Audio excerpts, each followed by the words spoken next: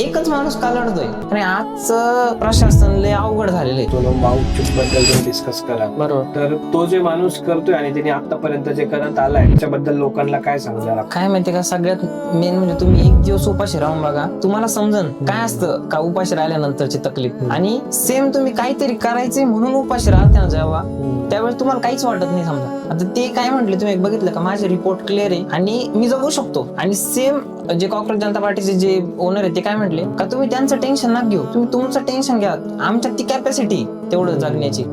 पण एक लेवल असतं ना की एकच माणूस का लढतोय, आपण बाकीचे का नाही लढत, बाकीचे रील स्टार का नाही लढत, किंवा कॉन्टेंट क्रिएटर झाले, इन्फ्लुएन्सर झाले, का नाही लढत आहे. आता मी कोणालाच काय म्हणत, मी माझं पर्सनल एकट्याचं सांगतो, मी का नाही लढलो. पण एक असतं ना कुठंतरी दबाव, किंवा मग नेमकी करायचं काय आपल्याला. आपण जर आजपर्यंत त्या गोष्टी केलेल्याच नाही, बरोबर, तुम्हाला एक गायडन्स करायला कोणतरी माणूस पाहिजे. आणि आजचं प्रशासन लय अवघड झालेलं आहे, तुम्हाला कुठं दाबायचं कम्प्लीट ते त्यांना माहिती. तुम्ही मान्य करतो म्हणजे तुम्हाला वाटतं खरंच वाटतं हे खरं आहे आणि आमच्यासोबत घडलेलं पण आहे.